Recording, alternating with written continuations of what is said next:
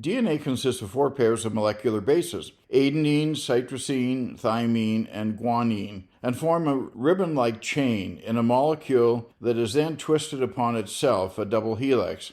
You've likely seen the Watson-Crick model somewhere in your educational experience. As renowned geneticist Simon Southerton points out, each base is always opposite its complementary base, A with C, G with T, or vice versa. They can thus be understood to be a coded sequence, which they are, and replication occurs because the complementary pairing always lines up with stray molecules called nucleotides. When reproduction takes place, a single change in the sequence represents a mutation. In human mitochondria, for simplicity's sake, think of this as simply part of a cell. There are approximately 16,500 letters, and 5 sequences are currently found among Native American populations in what is identified as haplogroups. These 5 haplogroups also exist among the Siberian populations of Eastern Asia in the same statistical proportions. These haplogroups are not found in Semitic populations. And additionally, there are other haplogroups found among the peoples of the Middle East that are not found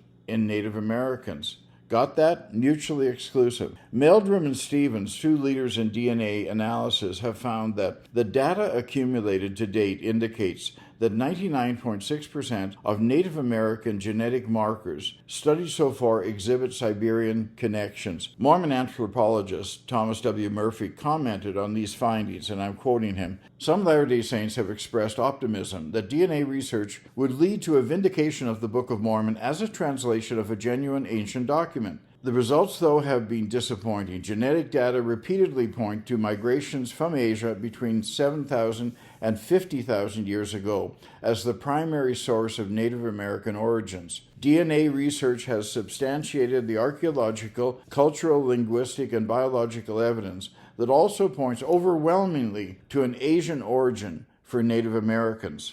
Investigation of the mitochondrial DNA for more than 5,500 living Native Americans reveals that 99.4% can be traced back to Asia. Only 0.6% came from Africa or Europe, most likely after 1492. Perhaps not surprisingly, the Church quietly made another change to the Book of Mormon. In 2006, shortly after the irrefutable DNA results were first published by the scientific community. Initially, the Book of Mormon read, "The Lamanites, and they are the principal ancestors of the American Indians," changed to, "The Lamanites, and they are among the ancestors of the American Indians." For the past 30 to 40 years, the mitochondrial DNA lineage of 15,555 American Indians from more than 200 widely distributed tribes located throughout the Americas have been published. Virtually all, 99% of these lineages fall into one of the 5 haplogroups, A, B, C, D, and X, as this chart published by Dr. Simon Southerton shows. It is true that the X haplogroup also occurs in Europe, North Africa, and the Middle East, but the H lineage family is very old, some 30,000 years. How have Mormon apologists responded to the recent DNA studies? The Mormon essay on DNA suggests the following, and I'm quoting, "Basic principles of population genetics suggest the need for a more careful approach to the data. The conclusions of genetics, like those of any science, are tentative, and much work remains to be done to fully understand the origins of the native populations of the Americas.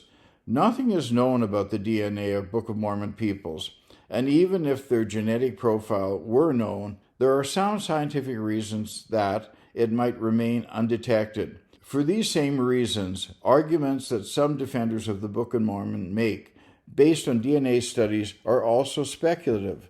In short, DNA studies cannot be used decisively to either affirm or reject the historical authenticity of the Book of Mormon. The Church apologists now suggest that the Americas were already highly populated when Book of Mormon peoples first arrived, and that the Book of Mormon peoples likely interacted with indigenous people almost immediately, making any effort to trace the DNA lineages of Jared, Lehi, Moloch, and other peoples impossible. On the Church's official website, LDS.org, it now states nothing in the Book of Mormon precludes migration into the Americas of people of Asiatic origin.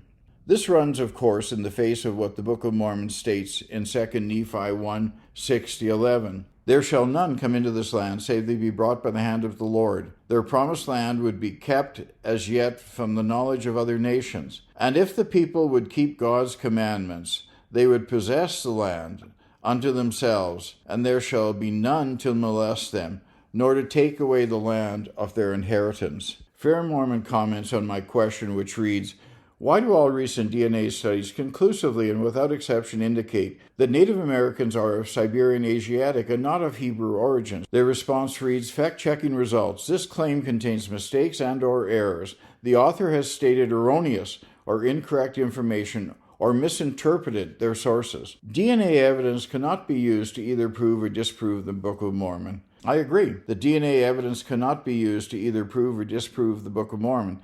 But it's another arrow in our quiver. Here again, the Mormon Church's apologists are on the defensive because they don't have any affirmative argument for the implications this science has on the Joseph Smith story. But DNA is a well understood and established science. The criminal justice system accepts it as reliable and its identification so accurate that people are often convicted of capital crimes on the basis of it.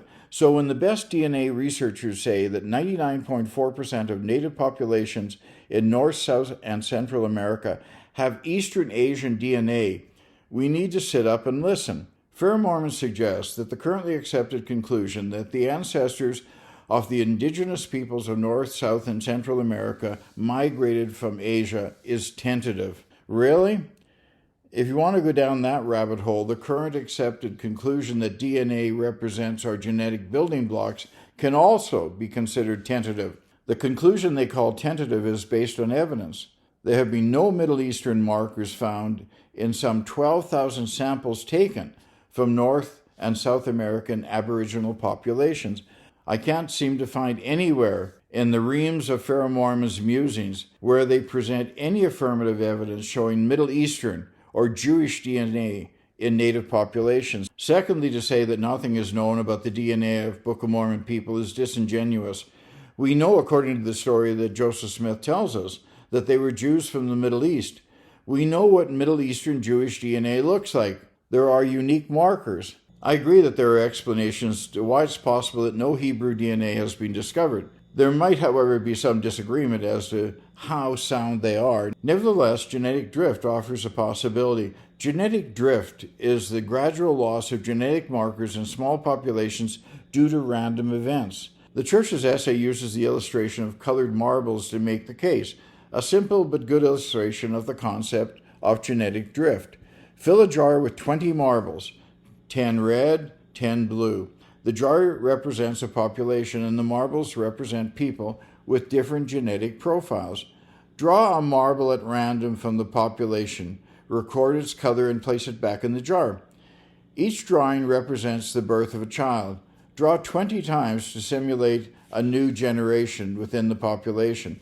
The second generation could have an equal number of each color, but more likely it will have an uneven number of the two colors. Before you draw the third generation, adjust the population of either color in the jar to reflect the new mix of genetic profiles in the gene pool. As you continue drawing, the now uneven mix will lead to even more frequent draws of the dominant color. Over several generations, this drift towards one color will almost certainly result in the disappearance of the other color. The marble metaphor seems to make sense with 20 marbles and 20 draws, although to complete this story, it would have been good to know how many generations and color adjustments and draws it would take to end up with the same colored marbles. Nevertheless, I think that Fair has made some valid points, and I feel that they've earned a C on this issue.